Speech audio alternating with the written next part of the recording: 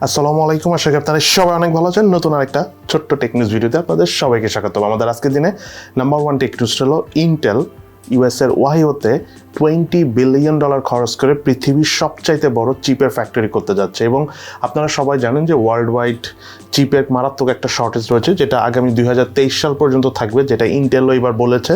So আরও 1.5-2 বছর wait করতে হবে আমাদের এই চিপের শর্টেজ কাটিয়ে ওঠার জন্য। তবে ইন্টেলের এই ফ্যাক্টরিটা হয়ে গেলে তখন আশা করি আর চিপের শর্টেজ আমরা এই দুনিয়ায় আর হয়তোবা দেখবো না। তবে এটা কিন্তু অরিজিনালি অনেক বিশাল একটা ফ্যাক্টরি হতে যাচ্ছে এবং পৃথিবীর ইতিহাসে কিন্তু এটা রেকর্ড সংখ্যক জায়গা নিয়ে এই ফ্যাক্টরিটি হচ্ছে। দেন এরপর টেক নিউজটা হলো Xiaomi 12, যেটা আর কি MI 11 এর পরবর্তী যে সাকসেসর Xiaomi 12।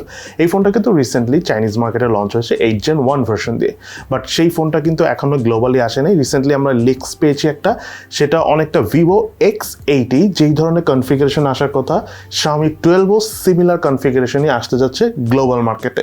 তবে গ্লোবালি কোন দেশে আগে লঞ্চ হবে না একসাথে সব দেশে লঞ্চ হবে সেই ব্যাপারে এখন পর্যন্ত আমরা কোনো ইনফরমেশন পাইনি। তবে ধারণা করা হচ্ছে এই মাসে, তো আর বেশি দিন নাই, আগামী মাসের মধ্যেই গ্লোবালি লঞ্চ হতে যাচ্ছে Xiaomi 12 সিরিজের ফোনটা। এদিকে OnePlus 10 Pro রিসেন্টলি কিন্তু চাইনিজ মার্কেটে লঞ্চ হয়েছে, বেশ পপুলারিটি পেয়েছে সেখানে।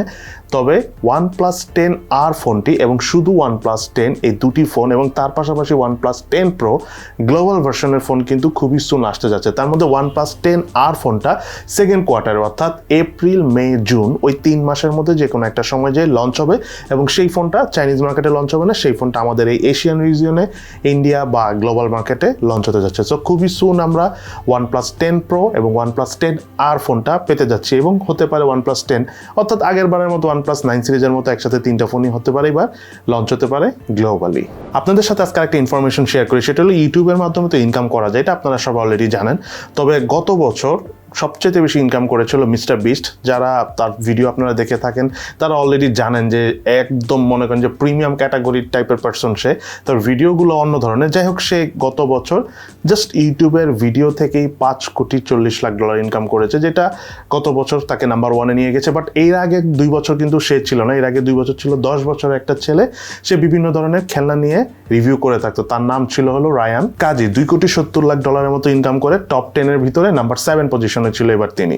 তবে মিস্টার বিস্ট এবার 1 নম্বরে চলে গিয়েছে। আসলে মিস্টার বিস্ট 1 নম্বরে যাওয়ার মতোই কন্টেন্ট ক্রিয়েটর। এবং আমাদের আজকের এই ছোট্ট টেক নিউজ ভিডিওর সর্বশেষ নিউজটা হলো পৃথিবীতে 664 কোটি মানুষ এখন স্মার্টফোন এবং ফোন দুইটাই ইউজ করে। তার মধ্যে 10% প্রায় 62 কোটি মানুষের মতো এখনও বাটন ফোন বা ফিচার ফোন ইউজ করে থাকে।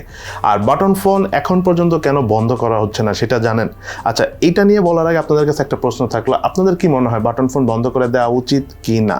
সেই প্রশ্নের উত্তরটা, অর্থাৎ এই প্রশ্নের উত্তরটা আপনারা অবশ্যই ভিডিও নিচে কমেন্টস করে জানাবেন। যাই হোক, যেই কারণে বাটন ফোনগুলো বন্ধ করা হচ্ছে না তার মধ্যে 5টা মেজর রিজন রয়েছে। তার মধ্যে নাম্বার 1 রিজন হলো আপনি যদি বাটন ফোন ইউজ করেন সেটা চোরের নজরে খুব একটা পড়বে না, এটা হলো প্রথম রিজন। সেকেন্ড রিজনটা হলো বাটন ফোন নর্মালি স্মার্টফোনের থেকে একটু শক্তিশালী হয়ে থাকে।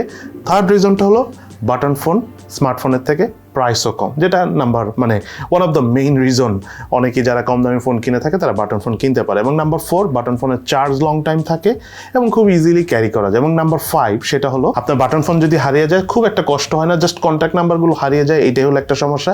এছাড়া কিন্তু বাটন ফোন হারালে খুব একটা খারাপ লাগে না। আর এখনকার যুগে বাটন ফোনগুলোতে কিন্তু যেগুলো রিসেন্টলি বের হয়েছে একটু দামি আর কি, ধরেন 3-4 হাজার টাকা দামের বাটন ফোন, সেগুলোতে কিন্তু গুগলটা অ্যাড করা যায়। তার মাধ্যমে আপনি কিন্তু আপনার যে ফোন নাম্বারগুলো মোবাইলে থাকবে সেগুলো কিন্তু আপনি চাইলে গুগল সার্ভারে আপলোড করে সেভ করে রেখে দিতে পারবেন। এতে যেটা হবে, ফোন হারালেও আপনার কোনো প্রবলেম হবে না। সো আলটিমেটলি বাটন ফোন এখনও ইম্পর্টেন্ট আমি মনে করি। আপনাদের কি মনে হয়? একটু আগে আমি প্রশ্নটা করেছি, সেই প্রশ্নের উত্তরটা অবশ্যই ভিডিও নিচে কমেন্টস করে জানাবেন।